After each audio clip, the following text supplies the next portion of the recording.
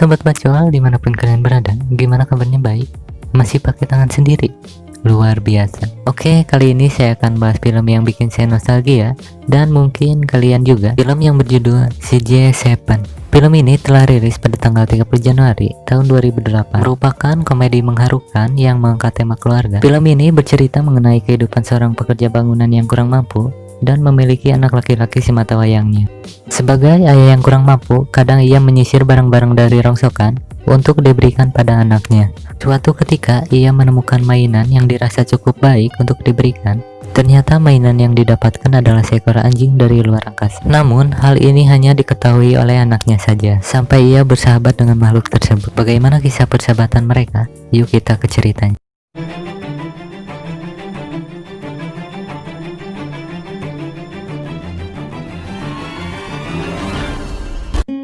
Awal film memperlihatkan sebuah keluarga yang kurang mampu.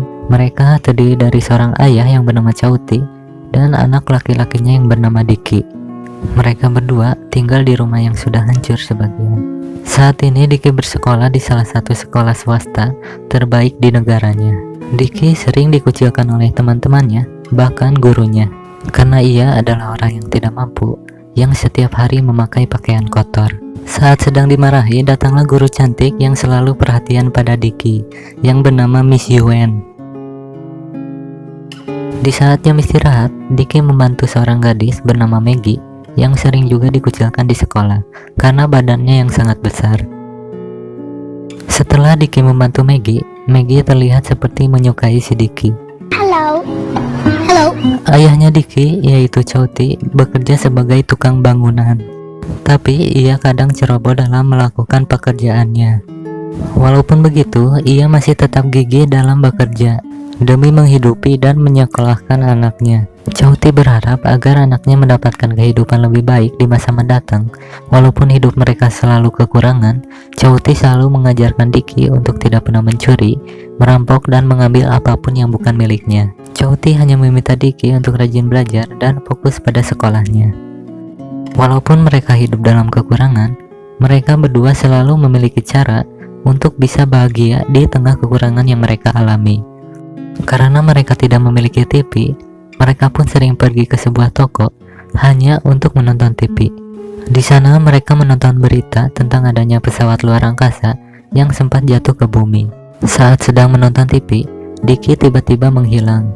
Ternyata Diki sedang melihat robot si Jiwan, robot yang sangat canggih. Diki pun merengek dan meminta ayahnya untuk membelikan robot tersebut.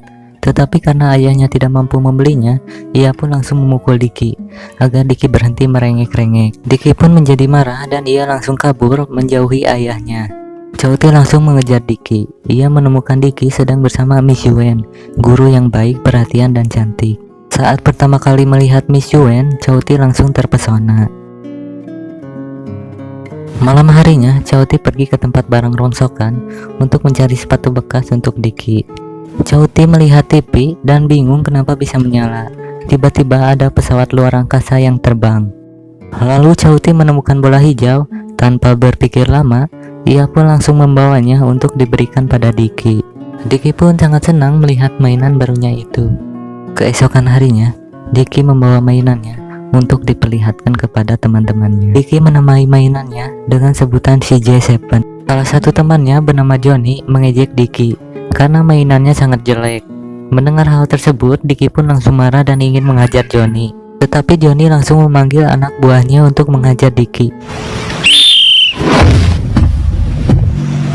Ni hao ma.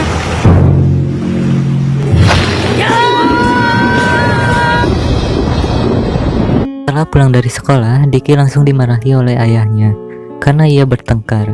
Saat dimarahi, Diki secara tidak sengaja menekan antena dari mainan tersebut.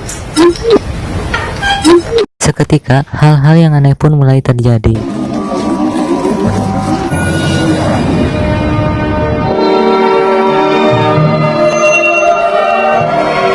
Bola hijau itu secara perlahan-lahan berubah menjadi seekor anjing alien.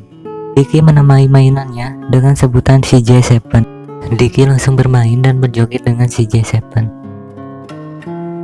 Dan tiba-tiba mainannya merubah apel busuk menjadi apel yang segar. Seketika mainannya merubah apel busuk menjadi apel segar, Diki pun sangat senang karena memiliki mainan yang ajaib yang mampu melindunginya dari seekor anjing.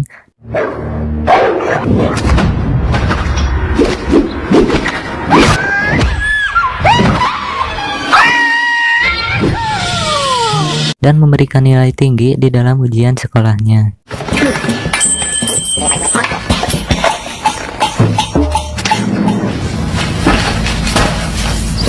第一次攞100分。 Saat terbangun, ternyata itu hanya mimpi, dan melihat mainannya benar-benar ada. Diki pun langsung mempraktekkan kemampuan si J7 yang di dalam mimpinya. Tetapi kemampuan si J7 tidak seperti apa yang ia impikan. Si J7 malah terlempar ke kaca mobil.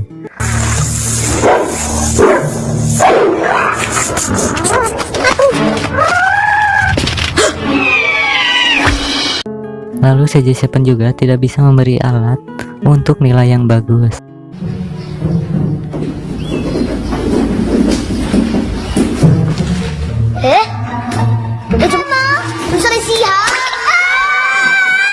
Si J7 malah memberikan tembakan EE kepada Diki.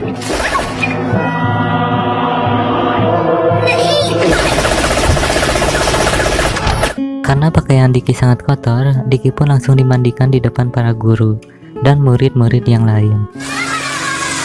Diki menjadi kesal pada si J7 karena kemampuan yang tidak sesuai dengan mimpinya. Ia pun langsung membuang si J7 ke tempat sampah dan meninggalkannya. Tak lama setelah itu, Diki menyadari bahwa ia melakukan kesalahan dengan membuang si J7 ke tong sampah. Ia pun segera pergi kembali untuk membawa mainannya. Saat kembali, ternyata tong sampah itu sudah dalam keadaan kosong. Lalu Diki berusaha mengejar sebuah truk sampah, akan tetapi Diki sama sekali tidak berhasil. Saat Diki pulang ke rumah, si J7 sudah berada di rumah bersama dengan Chauti. Chauti sangat bingung dengan makhluk aneh ini. Chauti bertanya-tanya makhluk apa sebenarnya dia. Diki kemudian menjawab bahwa si J7 muncul dari bola hijau yang pernah dibawa pulang oleh Chauti.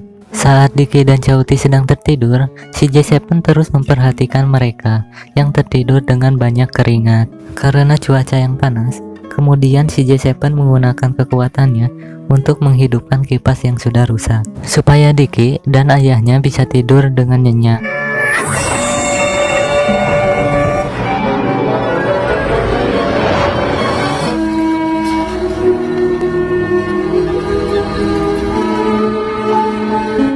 Di pagi harinya, Diki pergi bersekolah dengan membawa si J7, tapi sialnya Johnny dan teman-temannya sekilas melihat gerak-gerik dari si J7.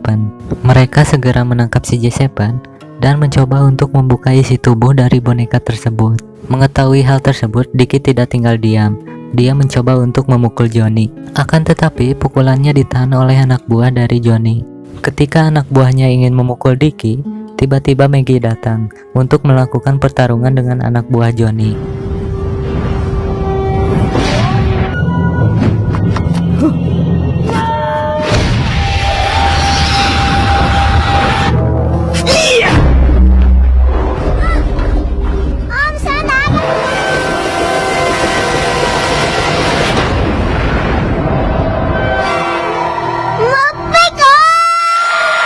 Aksi perkelahian mereka dipergoki oleh seorang guru.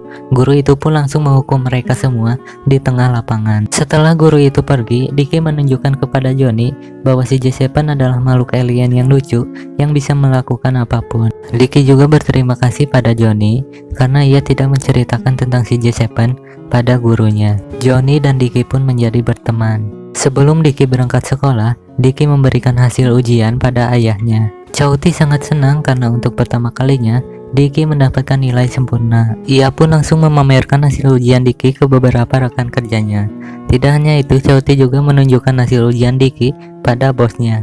Tetapi bosnya tidak percaya dan berkata bahwa Diki mendapatkan nilai bagus karena menyontek dengan temannya. Saat bosnya melihat hasil ujian Diki ternyata mendapatkan nilai 0. Tetapi Diki dengan sengaja merubah nilainya menjadi 100. Kemudian Chauti dipecat karena hampir mencoba untuk memukul bosnya. Setelah pulang dari tempat kerja, Chauti langsung memarahi Diki karena ia telah berbohong pada ayahnya. Diki merubah nilainya karena ia tidak ingin membuat Chauti merasa sangat-sangat kecewa. Lalu Chouti mengambil si J7 dengan paksa. Mereka kemudian membuat sebuah perjanjian, jika Diki bisa mendapatkan nilai di atas 60, maka Diki bisa melakukan apapun yang ia mau, termasuk mengambil si J7 kembali. Akhirnya dengan perjanjian itu membuat Diki menjadi lebih giat belajar untuk mendapatkan nilai di atas 60. Setelah Diki berangkat sekolah, Chouti menyadari bahwa Diki melupakan makan siangnya. Ia pun langsung pergi ke sekolah untuk memberikan bekal makan siangnya untuk Diki. Di sana ia bertemu dengan Miss Yuen. Chouti meminta Miss Yuen untuk memberikan bekal makan siangnya pada Diki.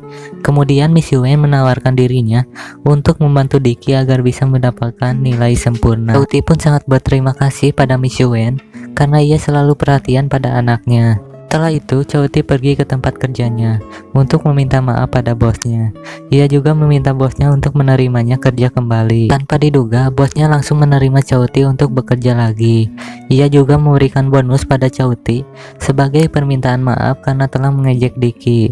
Setelah mendapatkan bonus itu, Chouti semakin bersemangat dalam bekerja.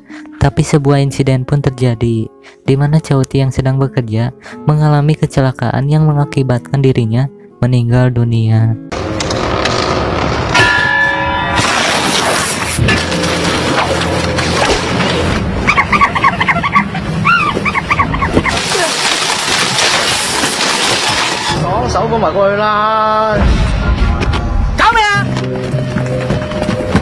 Sementara itu, Diki berhasil mendapatkan nilai 65 di dalam ujiannya.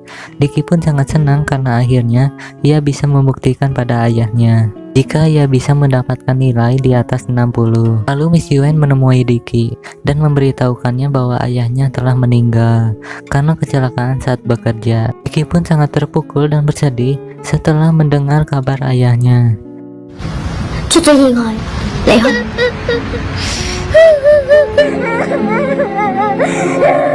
Di sisi lain, si J7 masih berada di dalam tas Chouti yang berada di dekat mayatnya. Melihat Chouti tidak bernyawa, si J7 mencoba untuk menyembuhkan luka-lukanya. Dengan usaha yang sangat keras, akhirnya membuat Chouti bisa hidup kembali.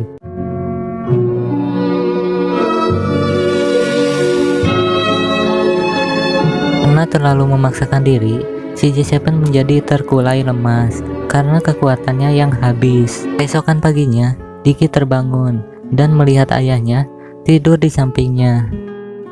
Melihat hal tersebut, Diki langsung memeluk erat ayahnya. Ia berjanji bahwa dirinya tidak nakal dan berusaha mendapatkan nilai yang terbaik. Mereka yang sedang berpelukan tiba-tiba mendengar suara yang berasal dari si J7. Rupanya si J7 menyerahkan seluruh kekuatannya agar ayah Diki bisa hidup kembali. Setelah menyembuhkan Chouti, si J7 menjadi sangat lemah dan antena yang di kepalanya menjadi warna merah. Perlahan-lahan si J7 mulai tidak sadarkan diri dan antena di kepalanya mulai terjatuh dan hancur seketika. Tak lama setelah itu, si J7 berubah menjadi boneka seutuhnya. Chouti dan Diki menjadi bingung karena hal tersebut. Mereka mencoba segala cara untuk membuat si J7 hidup kembali, mulai dari menggunakan baterai, memberinya sengatan listrik, dan memberinya infus. Tetapi semua cara yang mereka lakukan tidak ada yang berhasil. Sadar jika si J7 tidak bisa kembali seperti semula, Diki pun memutuskan untuk terus belajar dan menjadikan si J7 sebagai motivasinya. Pesan moral dari film ini mengajarkan bahwa kebodohan yang sebenarnya bukan karena miskin, tetapi kebodohan terjadi karena kemalasan yang dibiarkan bertahan. Juga mengajarkan bahwa diskriminasi yang berlebihan dapat mengganggu mental seseorang. Sebenarnya pendidikan yang paling utama adalah dari keluarga, karena dari situ mental anak terbentuk.